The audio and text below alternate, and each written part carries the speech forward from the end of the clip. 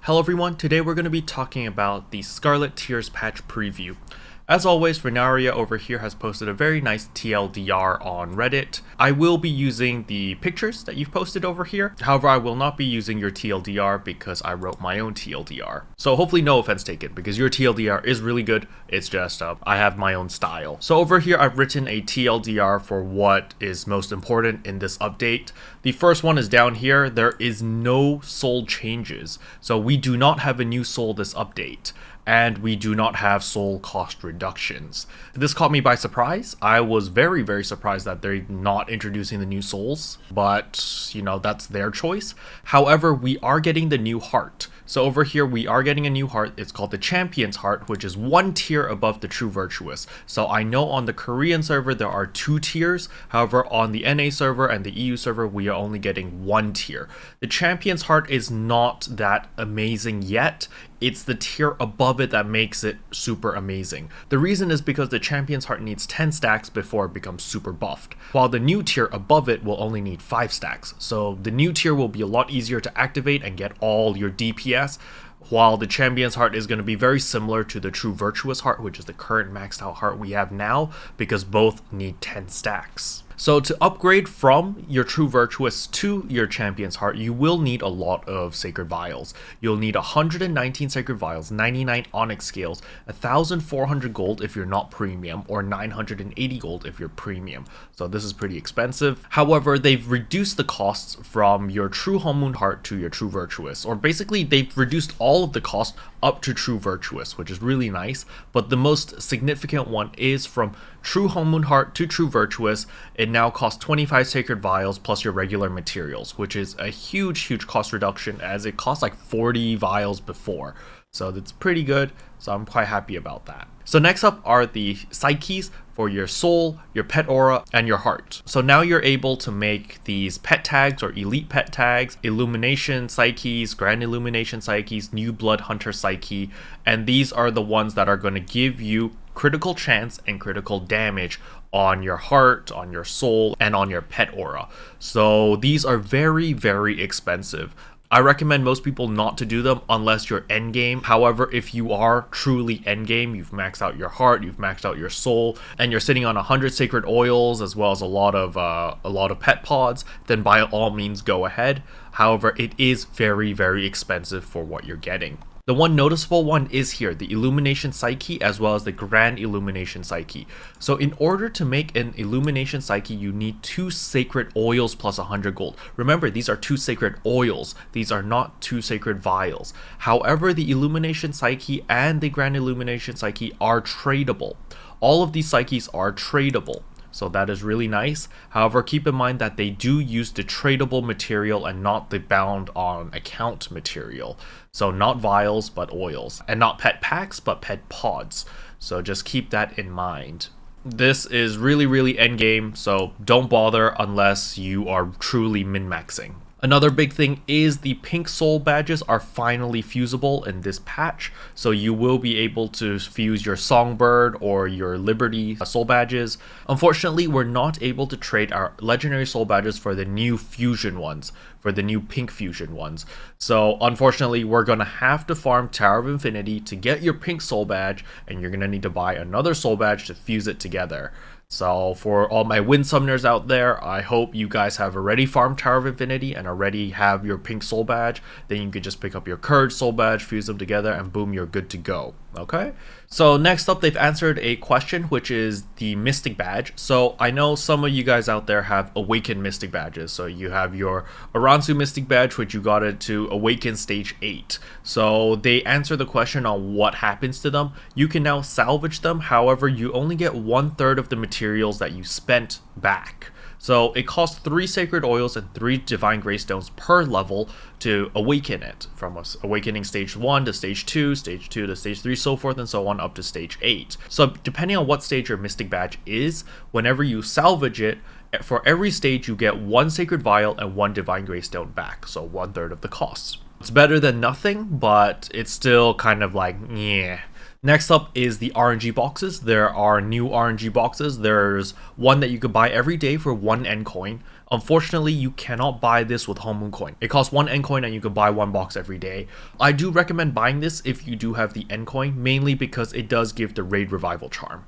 And the Raid Revival Charm for 1 N coin, as long as all the other goodies you get, is just too good of a deal to pass up. So if you do have the N coin, definitely go buy that 1 N coin box. So there is another RNG box which costs 149 Whole Moon coin or N coin. So this one you can buy with Whole Moon coin.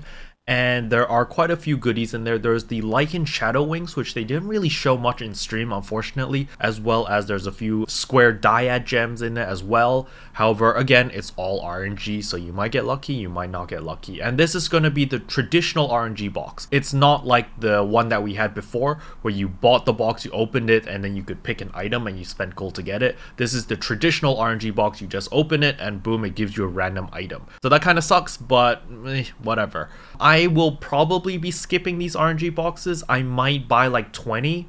The reason why I say 20 is because with 20 RNG boxes, you can get the Shinobi outfit. And the Shinobi outfit looks pretty nice. I quite like it. So I might buy 20 just for the Shinobi outfit. If you want a guaranteed gilded triangular gem, you'll need to open 40 boxes. And that is the best tier that you can get. Next thing is they've changed daily challenge rewards a little bit. So now when you finish your daily challenge, you're able to redeem your 2 regular chests. The one that gives the materials and the one that gives the 5 gold. You'll also be given a choice to pick on what reward you want. Because different people are at different stages of the game. So you could pick either a Raven tier thing or a Vortex Temple tier thing or a Twilight Temple tier thing. It just gives you more choice to pick on what reward you actually need instead of the game just randomly giving you an item. This gives players a little bit more control on what they want. And of course, you will always be getting your Ascension Stone fragment. So don't worry about that. You'll still be getting 1 fragment every single day per character. Next thing they did, which I'm not very sold on, was you can now get 1 gem powder with 25 solar energy. I still think this is shooting themselves in the foot because, you know, 1 gem powder for 25 solar energy, that's ridiculous. It's really, I don't know what they're thinking, so I'll just skim over that. Next one is the Merchant of Wonder can now sell gem powder. This is good news. However, I'm going to need to see how much gold the gem powder is going to cost before I can comment anything. If it is at outrageous prices like all the other items, then I'm going to be like, and it's going to suck. Next thing over here is they have removed Baleful and Seraph weapons. So no matter what stage your Seraph weapon or your Baleful weapon is, you can now salvage it. You just salvage it and immediately you get the Dawnforge or Riftwalk stage 3 weapon chest. So you click on the weapon chest and it lets you choose. Do you want the Dawnforge or you want the Riftwalk? And you just pick the item and it'll automatically give you a stage 3 weapon. It doesn't matter what level your Baleful or Seraph weapon is, it will always give you a stage 3 Dawnforge or Riftwalk. So even if you're Baleful 12 and you salvage it, you will still be getting a Dawnforge or Riftwalk stage 3 weapon. Next is they've reduced the cost for Twilight Temple soul shields. I didn't notice how much they reduced it. Still looked pretty expensive to me, so however, a really nice change over here is MSP. So Midnight Sky Petal Plains, from stages 4 to 6, you have increased Evolve Stone drop rate. That's very nice. They've decreased the cost for Vortex Temple Soul Shields from the MSP Merchant, also very nice. And here's the big kicker. Twilight Temple Soul Shield pieces 1 to 8, are purchasable from MSP. You do not need the clear achievement in order to buy these pieces. So if you farm MSP enough, you can essentially get your full 8-piece Twilight Temple set from just MSP. So I expect a lot of people to be farming MSP during the weekend, mainly because you really want to start farming up and saving up those purple stones so that when you can finally buy your Twilight Temple piece 1 to 8, you can start buying them and immediately, boom, you have your 8 piece, which is very strong for every class. So definitely do this if you can. And finally, Tower of Memory is back, so now I will be talking about the event, because this event is catered towards the new players. However, for Sacred Vials, it's actually pretty good. So let's go over and let's check out the math. So since Levi has not made a video yet, so I assume he does not have a spreadsheet made yet, I had Elestie, one of our guild members, to make this sheet for me because I like delegating and I'm lazy. So thank you, Elestie, for making this sheet. So what you want to understand is there are two event currencies. First of all, there's the polished scaled fragments as well as the Dragon Flame Jewel. Dragon Flame Jewel is basically a legendary jewel. However, it can only be used for certain items. And the items that it can be used on are the Skybreaker or Inheritor's Ring, the Skybreaker or the Apex Earring, the Fallen or Elevation Necklace, the Divine Dragon or Tiger Bracelet, the King's Gloves, and the Horizon Belt. So basically the three accessories that you want to be looking at are going to be your Black Tower Ring, your Black Tower Earring, and your Vortex Temple Necklace. These three are probably the only ones worth upgrading unless you do not have your bracelet maxed out yet. Keep in mind that this is the Divine Dragon and the Tiger Bracelet. This is the bottom tier bracelet. So unless you truly are a new player and you don't have a bracelet yet on your main character, you could use it to max out your Divine Dragon and your Tiger Bracelet. However, if you're in your mid game already and you have the next tier, you have your Divinity Bracelet or your Starbreaker Bracelet, you cannot use these Dragon Flame Jewels on them. You can only use them on the lowest tier bracelets over here, which is why I recommend most players to use their jewels that they get over here on their Black Tower Earring or Black Tower Ring or even their Vortex Temple Necklace. So these are the three that you really want to be using your jewels. As for your King's Gloves and your Horizon Belt, I don't really recommend upgrading these because these are going to be replaced very soon. The King's Gloves have already been replaced with the Brood Chamber Gloves, so don't waste your jewels on that. And the Horizon Belt, with the next patch coming out, we will be getting a new 6-man dungeon, which will give us a new belt, which will replace the Horizon Belt. So I wouldn't invest anything on the Horizon Belt either. So for those who are going to use these jewels, since they have no other purpose, you're probably just going to be using it on these 4 items. But again, I recommend the top 3. As for the polished scaled fragments, you get quite a lot of them every day. However, they're used for a different purpose. So over here, you can use 30 polished scaled fragments to make one single polished scale, or you can use 50 polished scaled fragments in order to make a dragon token. These are basically nebula stones. They're going to be able to decrease the upgrade cost significantly for the following items. If you get a polished scale, which is the one that costs 30, it'll decrease the upgrade cost for your Inheritor's Ring, your Apex Earring, your Elevation Necklace, Divine Dragon and Tiger Bracelet, King's Gloves, and Horizon Belt. If you make the Dragon Token, it'll decrease the upgrade cost for your Skybreaker Ring, your Skybreak Earring, as well as your Darkstorm Necklace. So basically, the TLDR is Dragon Tokens are for raid items, Polished Scales are for PvE items, and they just act as nebula stones. However, a veteran player like myself, you do not need any of these items because you've already outgeared all of these. So what can you use your scale fragments for? You scroll down here and this is where you spend all your scale fragments. So the most noticeable one is going to be Sacred Vial. So I do have on the spreadsheet over here the noticeable items that you might want. So there's Sacred Vials, Pet Packs, Divine Grace Stones, and Hepta Gems. So let's do the math.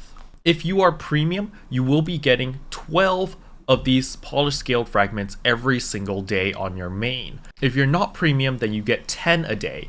However, this only applies on your main character. On all your alts, you're going to be able to get 9 a day. So over here, you can see that I have written Dungeon 1 and Dungeon 2. What does that mean? If you go over here, there are Daily Challenge Dungeon 1 and Daily Challenge Dungeon 2. So you'll see on Mondays, it's Cold Storage and Drowning Deeps. On Tuesdays, Heaven's Mandate, Naru Sanctum. Wednesdays, Ebondrake Lair, Starstone Mines, blah blah blah blah blah. So keep in mind, all of these dungeons are in the daily challenge. So you're not going out of your way to complete a certain dungeon just for the event currency. By completing these 2 dungeons as well as Celestial Basin, you will have completed your daily challenge and you will be able to redeem your rewards. So I recommend everyone to do this just because this event is pretty good for vials. So assuming that the event lasts for 24 days, we will be able to get 240 polished scale fragments if you're not premium. And if you are premium, you'll get 288. While your alt will only get 216. So why is there such a huge difference between your alts and your main? The main reason is because your login rewards. If you're premium, you get 3 every single day. If you're not premium, you only get 1 every single day. That is the difference on why you get more on your main and less on your alts. So this translates to 4 Sacred Vials if you do the event every single day on your main character. And on every alt, you'll be able to get 3 Sacred Vials. As for Pet Packs, you'll get 8 on your main, 6 on your alt, Divine Greystones, 4 on your main, 3 on your ult. And as for gems, if you really want to get 7-sided gems, you could get 12 on your main and 9 on your ult. And this includes after getting the costume as well as the weapon. We have already deducted those. So that is pretty good considering that the weapon skin looks really nice. Remember, they are talking to the developers in Korea to try to change the bangle to a white colored bangle instead of the orange colored one. So, you know, we knew there's going to be a bunch of complaints about that. So hopefully they fix that. And as for the costume, it is customizable, so even though the basic color looks really blah, you will be able to change the color of that costume. So there's that. But overall, this event is pretty good, mainly just because of the Sacred Vials. I'm a little bit disappointed that we're not getting the new souls, but you know, it's not a big deal. I'm just going to save up even more Sacred Vials until the new soul comes out. However, for the hearts, I will be upgrading my heart on my gunner, or my ult, I guess, to the next tier, to the true virtuous heart. Another big thing that they've added is extra confidence buff. So we will be getting an extra confidence buff for the duration of the event, which gives us additional 20% AP and 50% damage reduction. And it's going to be on the following raids. It's going to be on Black Tower or Skybreak Spire, Scion's Keep, and Temple of Eluvian. So basically, your Black Tower and your Vortex Temple, you should be able to blast through it a lot faster now because of this additional 20% AP, and you take 50% less damage, which is pretty insane. On top of that, we also get the Warriors Odyssey World buff, which gives us 50% combat EXP. So, you know, just more EXP. Yay!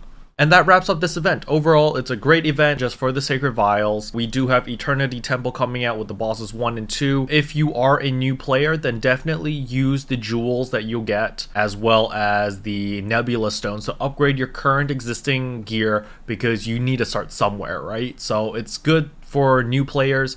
However, for a lot of existing players and a lot of veteran players, you really just want to use this event just to get Sacred Vials and start saving up until we get the new soul tier, because when that comes out, we're going to need a ton of Sacred Vials or Sacred Oils in order to upgrade that to the next tier.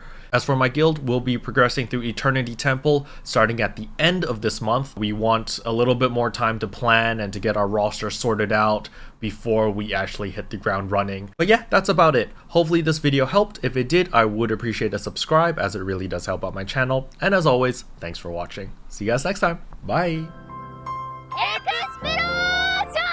What can I say except you're welcome? For the heals, the boosts, the